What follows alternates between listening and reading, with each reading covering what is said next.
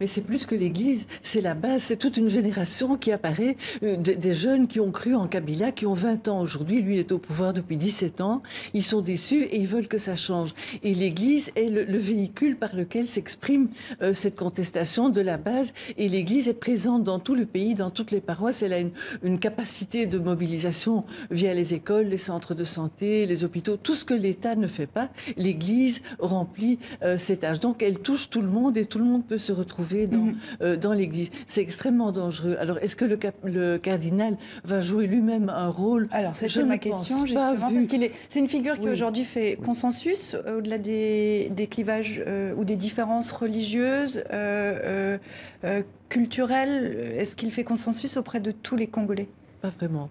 Pas vraiment, mais c'est quelqu'un qui a déjà joué un rôle lorsque, au début des années 90, il a présidé la conférence nationale.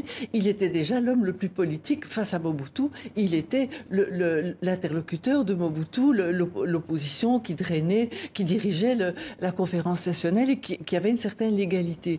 Est-ce qu'aujourd'hui, il veut remplacer le président? Je crois qu'il n'est plus là. Il est dans les 9 personnages les plus importants de l'Église catholique, conseiller du pape François. Donc il ne joue pas dans ce jeu-là, il n'est plus en division 1, il est dans un jeu international, si je peux me permettre. Donc il n'est plus là. Mais il a une force morale et une force politique considérable. Et c'est enfin pour le président Kabila un adversaire à sa mesure, ce qu'aucun opposant politique ne pouvait plus, un rôle qu'aucun politique ne pouvait plus assurer. Yann.